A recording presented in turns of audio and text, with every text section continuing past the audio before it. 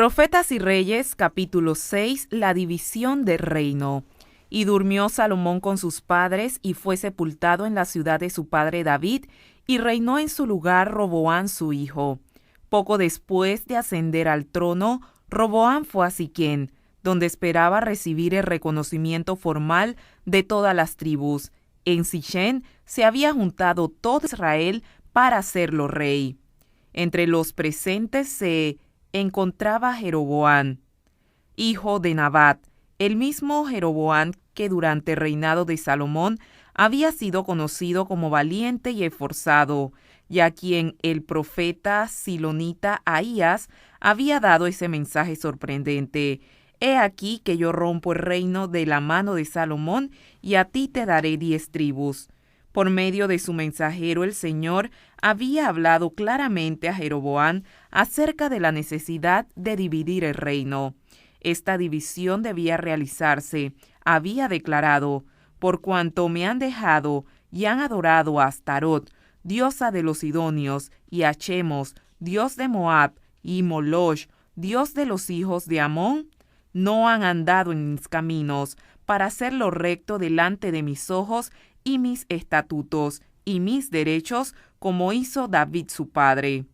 Se le había indicado además a Jeroboam que el reino no debía dividirse antes que terminase el reinado de Salomón. El Señor había añadido: empero no quitaré nada de su reino de sus manos, sino que lo retendré por caudillo todos los días de su vida, por amor de David mi siervo, al cual yo elegí, y él guardó mis mandamientos y mis estatutos. Mas yo quitaré el reino de la mano de su hijo, y darélo a ti las 10 tribus. Aunque Salomón había anhelado preparar el ánimo de Roboam, elegido como sucesor suyo, para que pudiera afrontar con sabiduría la crisis predicha por el profeta de Dios, nunca había podido ejercer una influencia enérgica que modelara en favor del bien la mente de su hijo, cuya educación primera había sido muy descuidada. Roboam había recibido de su madre amonita la estampa de un carácter vacilante. Hubo veces cuando procuró servir a Dios y se le otorgó cierta medida de prosperidad, pero no era firme, y al fin cedió a las influencias del mal que le habían rodeado desde la infancia. Los errores que cometió Roboam en su vida y su apostasía final revelan el resultado funesto que tuvo la unión de Salomón con mujeres idólatras.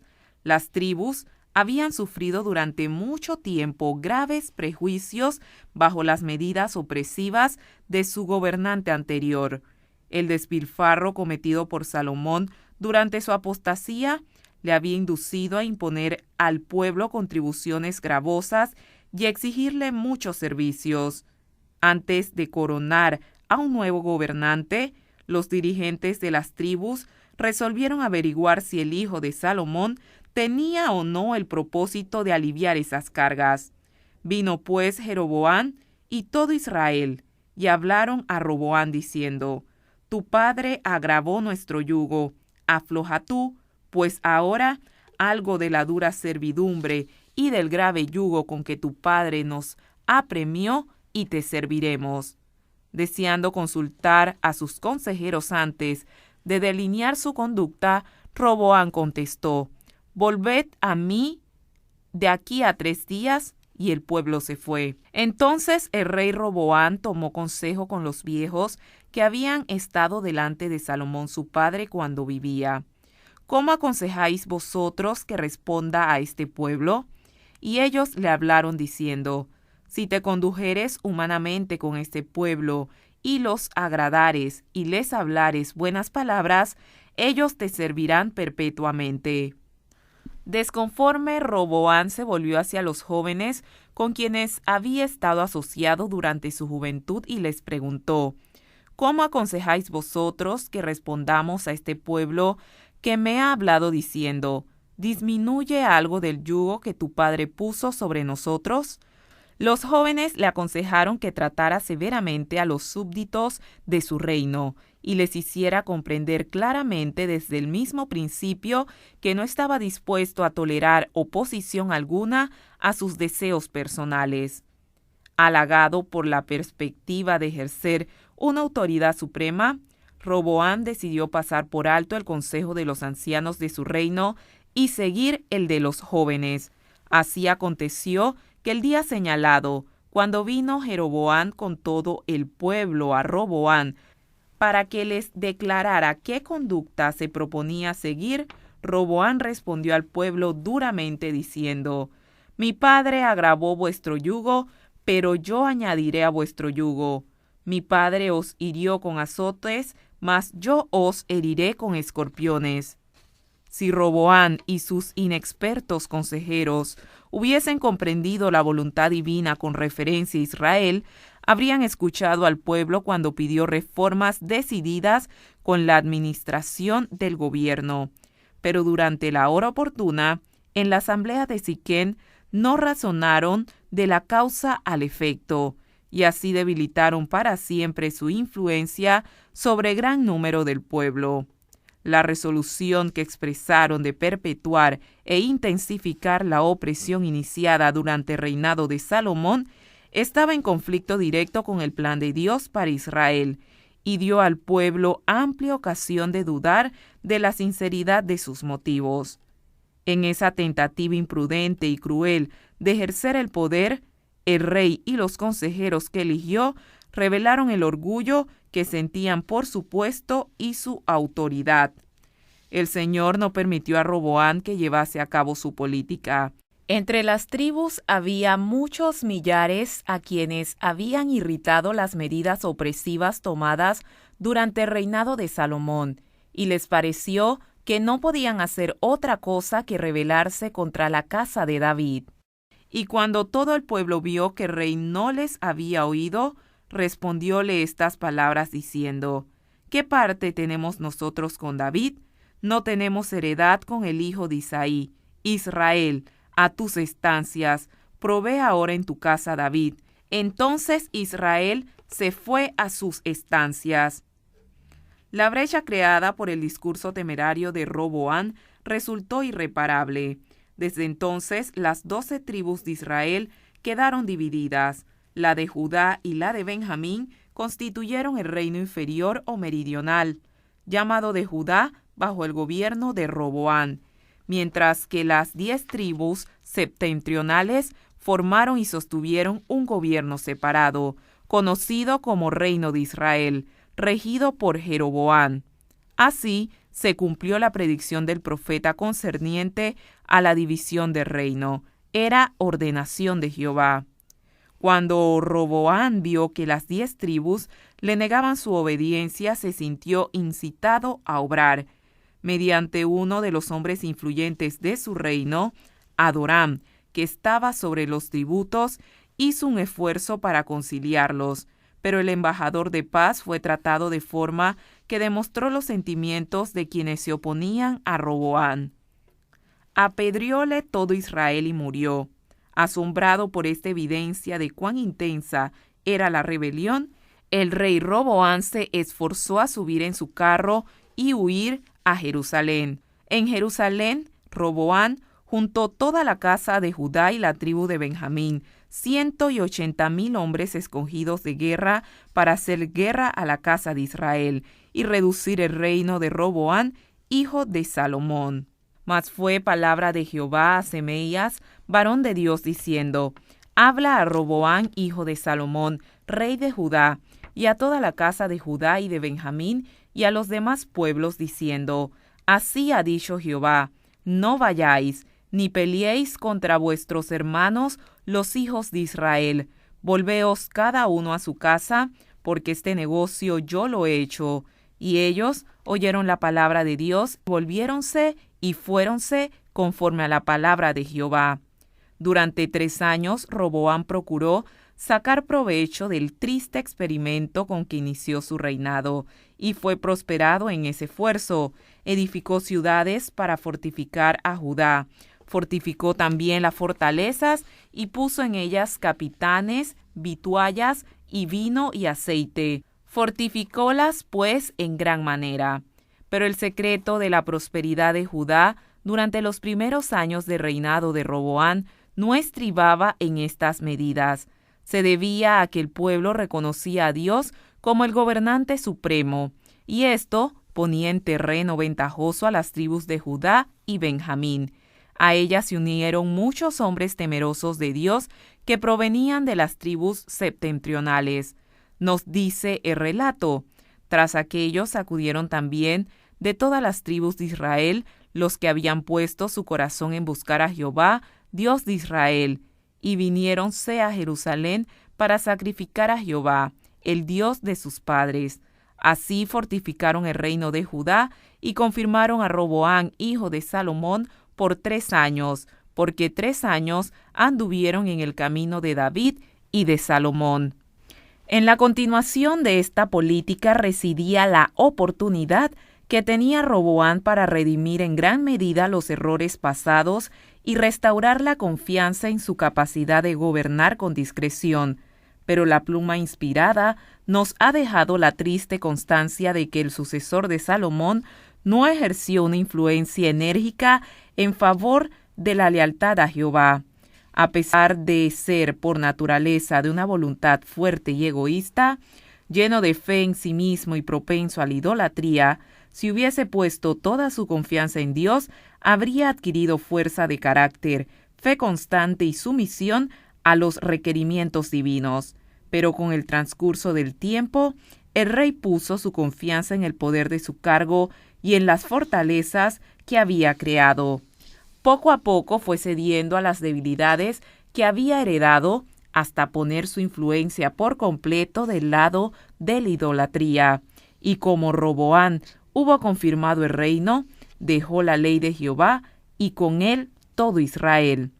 Cuán tristes y rebosantes de significado son las palabras «y con él todo Israel», el pueblo al cual Dios había escogido para que destacase como luz de las naciones circundantes, se apartaba de la fuente de su fuerza y procuraba ser como las naciones que le rodeaban.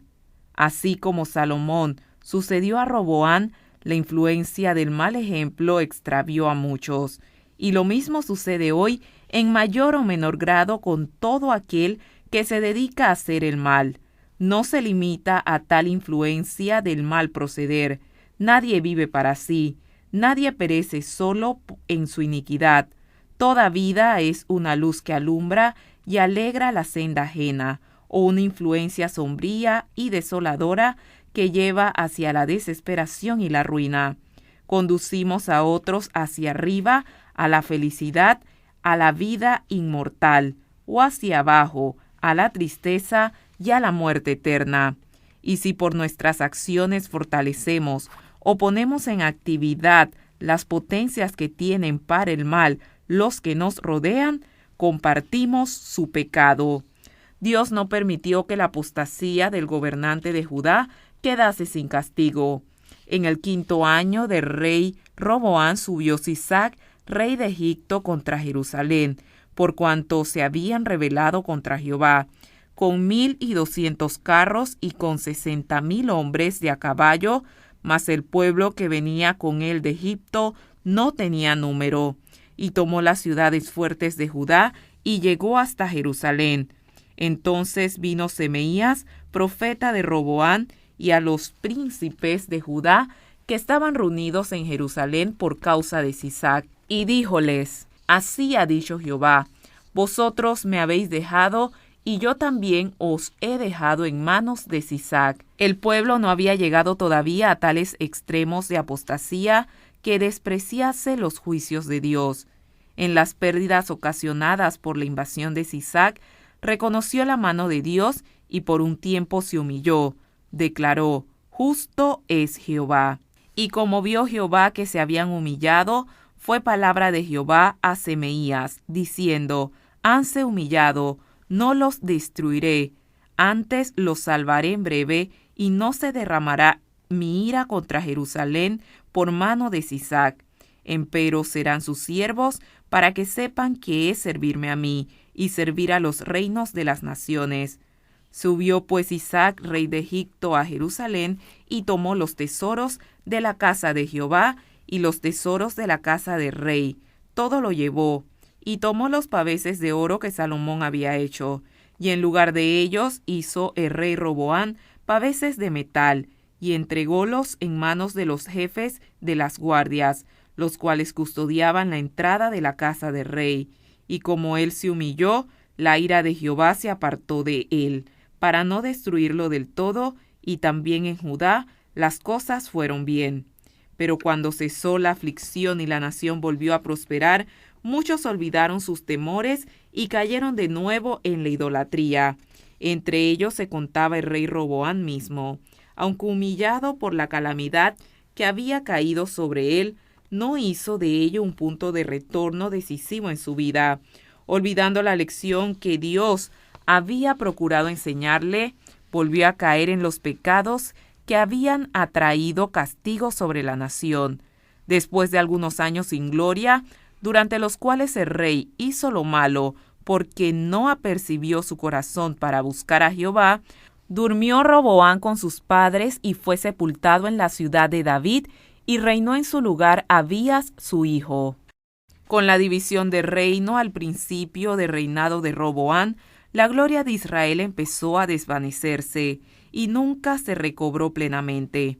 A veces, durante los siglos que siguieron, el trono de David fue ocupado por hombres dotados de valor moral y previsión, y bajo la dirección de estos soberanos, las bendiciones que descendían sobre los hombres de Judá se extendían a las naciones circundantes. A veces el nombre de Jehová quedaba exaltado sobre todos los dioses falsos, y su ley era reverenciada. De vez en cuando se levantaban profetas poderosos para fortalecer las manos de los gobernantes y alentar al pueblo a mantenerse fiel. Pero las semillas del mal que estaban brotando cuando Roboam ascendió al trono no fueron nunca desarraigadas por completo, y hubo momentos cuando el pueblo, que una vez fuera favorecida por Dios, cayó tan bajo que llegó a ser ludibrio entre los paganos.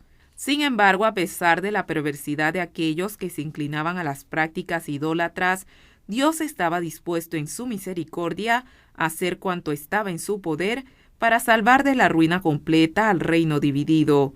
Y a medida que transcurrían los años y su propósito concerniente a Israel parecía destinado a quedar completamente frustrado por los ardides de hombres inspirados por agentes satánicos, siguió manifestando sus designios benéficos mediante el cautiverio y la restauración de la nación escogida. La división del reino fue tan solo el comienzo de una historia admirable en la cual se revela la longanimidad y la tierna misericordia de Dios. Desde el crisol de la aflicción por el cual debían pasar por causa de sus tendencias al mal hereditarias y cultivadas, aquellos a quienes Dios estaba tratando de purificar para sí como pueblo propio, celoso por las buenas obras, iban a reconocer finalmente: no hay semejante a ti, oh Jehová, grande tú y grande tu nombre en fortaleza. ¿Quién no te temerá, oh Rey de las gentes? Porque entre todos los sabios de las gentes y en todos sus reinos no hay semejante a ti. Mas Jehová Dios es la verdad. Él es Dios vivo y Rey eterno.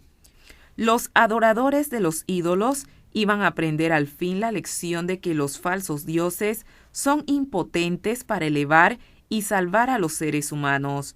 Los dioses que no hicieron los cielos ni la tierra perezcan de la tierra y por debajo de estos cielos, únicamente siendo fiel al Dios vivo, creador y gobernante de todos, es como puede el hombre hallar descanso y paz. De común acuerdo, Israel y Judá, castigados y penitentes, iban a renovar al fin su pacto con Jehová de los ejércitos, el Dios de sus padres, acerca del cual iban a declarar: el que hizo la tierra con su potencia, el que puso en orden el mundo con su saber y extendió los cielos con su prudencia, a su voz se da muchedumbre de aguas en el cielo, y hace subir las nubes de lo postrero de la tierra, hace los relámpagos con la lluvia, y saca el viento de sus depósitos.